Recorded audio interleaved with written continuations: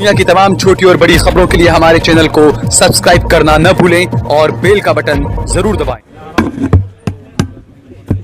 आप लोग बहुत देर से यहाँ इंतजार कर रहे हैं। कैसे होगा यार? आप लोग बहुत देर से यहाँ इंतजार कर रहे हैं और आपने जैसा देखा कि हम लोगों की मीटिंग लगभग 2.5 घंटे चली। राष्ट्रमंच की ये मीटिंग 2.5 घंटे चली और बहुत सारे मुद्दों पर चर्चा हुई। किन मुद्दों पर चर्चा हुई और क्या तय हुआ,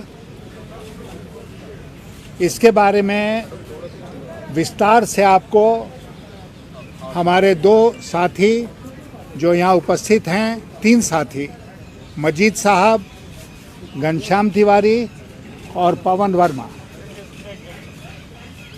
पवन, ये 3 लोग विस्तार से आपको ब्रीफ करेंगे जो 2.5 घंटे का डिस्कशन हम लोगों का हुआ उसके बारे में। और इसलिए आप लोग धैर्य रखिए, सारी बात बताई जाएगी और सारे सवालों का जवाब दिया जाएगा। लेकिन एक सवाल का सर, बस सर एक सवाल का जवाब आप दे दीजिए। नहीं, हम अभी कुछ नहीं।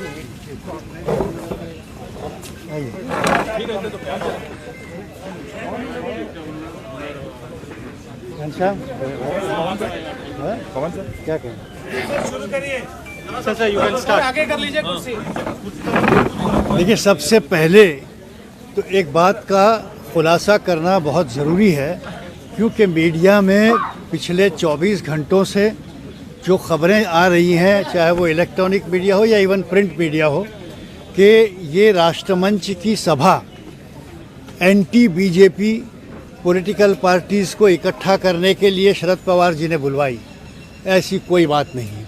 सबसे पहले तो मैं ये कहना चाहूँगा कि ये सभा शरद पवार साहब के मकान पर हुई है, लेकिन ये शरद पवार साहब ने नहीं बुलवाई है। पहली बात, ये सभा राष्ट्रमंच के प्रमुख हमारे यशवंत सिन्हा जी की तरफ से बुलाई गई थी और हम सब जो राष्ट्रमंच के फाउंडिंग मेंबर्स हैं या कार्यकर्ता हैं, हम लोगों ने सब सहयोग के साथ इस सभा का आयोजन किया था।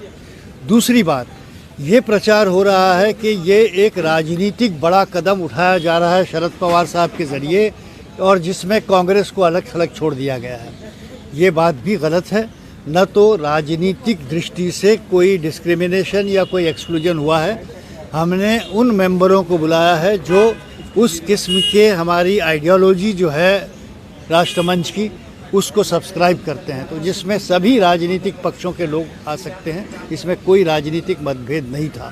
तीसरी बात, ये भी खुलासा आवश्यक है, कांग्रेस के भी मेंबरों को इसमें निमंत्रण मैंने खुद दिया है। मैं 5 कांग्रेस के एमपी के नाम दे सकता हूं, जिनमें विवेक तनखा जी, मनीष तिवारी जी, कपिल सिब्बल जी, डॉक्टर अभिषेक मनु सिंघवी जी, शत्रुघ्न सिन्हा जी। मगर कुछ लोगों की तो जेन्युइन डिफ़िकल्टी उन्होंने हमसे कही कि भाई मैं दिल्ली में नहीं हूँ, मैं पहुँच नहीं पाऊँगा, मगर हमें आप अपने साथ समझिए। इस तरह के हमें मैसेजेस आए हैं। तो ये कोई कांग्रेस का बाइकॉट या कांग्रेस को अलग रखने के लिए एक कोई बड़ा गठबंधन बन रहा है, इस तरह का विचार जो चल रहा है, ये पूरी तरह से गलत है। अब आज की सभा में विशेष तौर पर आज की ये एक मंच का जो आइडियोलॉजी है और मंच का जो कार्यक्रम है, उसके तहत ये तय हुआ है कि पॉलिटिकल, इकोनॉमिक और सोशल वातावरण जो आज देश में बना है, उसको बेहतर बनाने के लिए, उसको ठीक करने के लिए राष्ट्र मंच का क्या रोल होगा, इस पर सुझाव सबको सुना गया। और इसमें अच्छे नॉन पॉलिटिकल लोग भी रहे जिनको सुना गया। जावेद साहब ने अपनी बात रखी, जावेद अख्तर साहब ने, और जस्टिस AP शाह साहब ने भी अपनी बात रखी। तो ये कोई एक राजनीतिक कार्यक्रम नहीं था जिसको गलत तरीके से प्रचार करना सही नहीं होगा, नाइंसाफ़ी होगी।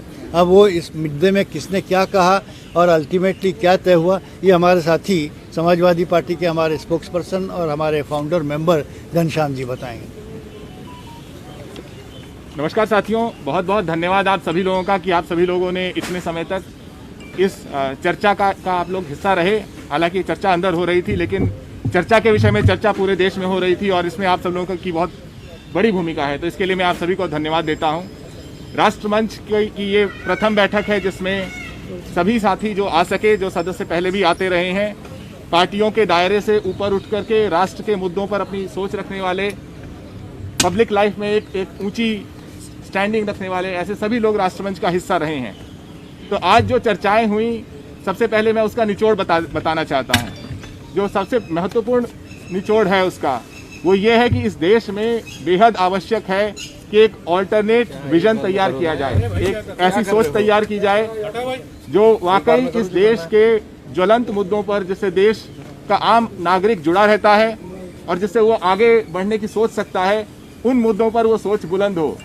तो उस ऑल्टरनेट विजन के लिए राष्ट्रमंच ने अधिकृत किया है कि यशवंत सिन्हा जी, जो कि इसके मुख्य फाउंडर हैं, कन्वीनर हैं, वो एक टीम गठित करेंगे जो हर प्रकार के मुद्दे पर एक मजबूत विजन देश को देगा। इस विजन का हिस्सा देश के नागरिक होंगे, देश की सामाजिक संस्थाएं होंगी, राजनीतिक दल इस विजन का हिस्सा बनेंगे। और इस तरीके से ऐसा नहीं होगा कि हमारे युवा देश में विजन का अकाल हो, और खासकर सिर्फ इसलिए अकाल हो जाए कि मौजूदा सरकार किसी विजन पर काम नहीं कर रही। तो एक पहला निचोड़ इसका ये है, उस विजन में तमाम चीज़ें होंगी। आप सभी लोग ग्राउंड पे कवर करते हैं, चाहे वो अर्थव्यवस्था की बात हो, बेरोजगारी की बात हो, किसान के मुद्दे हों, महंगाई तो देश की लोकतंत्र की व्यवस्था की बात हो, प्रेस की बात हो, महंगाई की बात हो, पेट्रोल डीजल की बात हो, हर तरीके का सेंटर स्टेट रिलेशनशिप हो, हर तरह के मुद्दे उस विजन का हिस्सा बनेंगे। और वो विजन इंक्लूसिव विजन होगा, वो एक पॉजिटिव विजन होगा, देश को आगे बढ़ाने वाला। वो एक कन्फ्रंटेशनल विजन की बात नहीं है, ये एक पॉजिटिव विजन की बात है अगली पीढ़ी के लिए। दूसरी बात जो बहुत महत्वपूर्ण है, जिसके बारे में मजीद सर ने कहा भी, कि ये अहम है कि राष्ट्रमंच एक ऐसे मंच के रूप में रहे जो सबको सम्मिलित कर सके, जिसके पास भी राष्ट्र के निर्माण की जो भी महत्वपूर्ण सोच है, चाहे वो राजनीतिक दल है या अपने तरीके से काम करने वाला कोई सामाजिक कार्यकर्ता है, सामाजिक संगठन है, स्कूल और कॉलेज से जुड़े हुए अध्यापक हैं, शिक्षक हैं, या कॉलेजों में पढ़ने वाले वो बच्चे हैं जिनके पास अपने आने वाले भविष्य की चिंता भी है और अच्छे भारत की सोच भी है। राष्ट्रमंच उन सभी लोगों को सम्मिलित करेगा, उन लोगों को भी सम्मिलित करेगा जो देश के अंदर सोच रखते हैं, उन भारतीयों के लिए भी एक मंच प्रस्तुत करेगा जो देश के बाहर हैं लेकिन भारत के लिए एक बुलंद सोच रखते हैं। तो ये दूसरी महत्वपूर्ण बात आज राष्ट्रमंच ने तय की। मंच की चर्चाओं में यह भी सामने आया कि किस तरीके से पेट्रोल और डीजल की लगातार ऊंची कीमतें देश के हर नागरिक को, खासकर किसानों को और मध्यम वर्ग को लगातार प्रताड़ित कर रही हैं। तो राष्ट्रमंच उस विषय पर भी एक आम माहौल बनाएगा कि पूरा देश एकजुट होकर के सरकार से कह सके कि हम लोगों की जेब से ये पैसा लेना आप बंद कीजिए और सरकार को नए रास्ते खोजने पड़ेंगे, लेकिन इस तरीके से देश के आम नागरिक को प्रताड़ित नहीं किया जा सकता। इस तरीके के अन्य मुद्दों पर भी राष्ट्रमंच रुख रखेगा। इसके अलावा अंततः यही कहूँगा कि राष्ट्रमंच की अगली बैठक होगी, उस अगली बैठक में आप देखेंगे कि एक बहुत विस्तृत मंच है। इस तरह की चर्चाएं कि किसी को नहीं बुलाया गया या कोई पार्टी सम्मिलित नहीं हुई, मैं चाहूँगा, हम सब चाहेंगे कि उस तरह की चर्चाएं राष्ट्रमंच के बारे में मुख्य चर्चा ना हो, बल्कि हमेशा चर्चा इस बात पे हो कि हम और किसको सम्मिलित कर सकते हैं। तो हम लगातार प्रयास करेंगे कि इस मंच में हम अन्य साथियों को सम्मिलित कर सकें।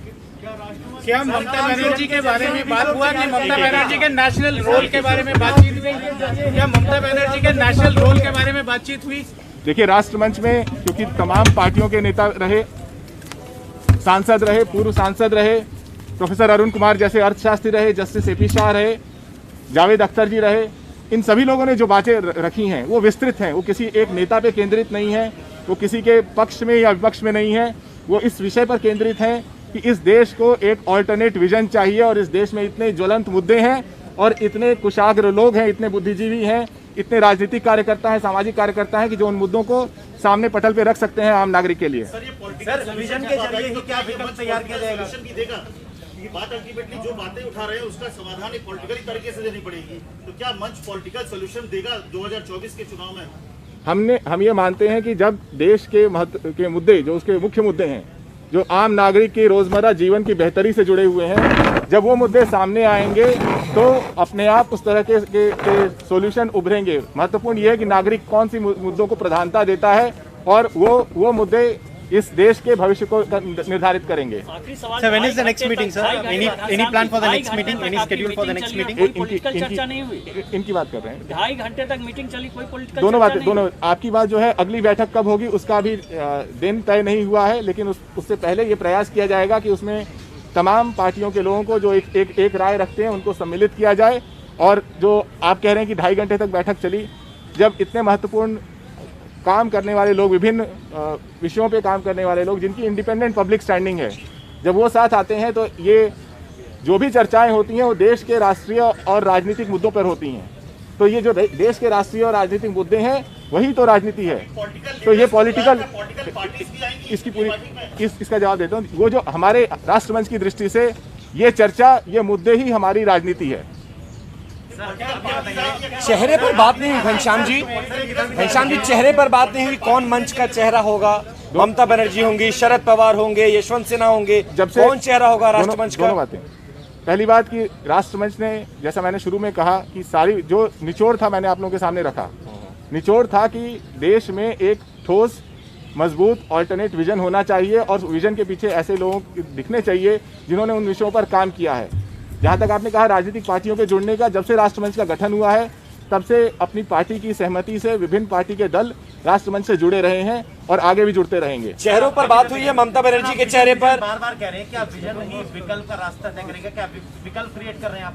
देखिए, जब इस देश में चर्चाएं इस बात पे होने लगेंगी कि युवाओं को रोजगार कैसे मिलेगा, किस तरीके से आम नागरिक को पेट्रोल और डीजल के दाम बढ़ा करके प्रताड़ित नहीं किया जाएगा या किसानों को प्रताड़ित नहीं किया जाएगा, जब चर्चाएं इन बातों पे होने लगेंगी तो अपने आप देश नए विकल्प को ढूंढेगा। ठीक है, धन्यवाद।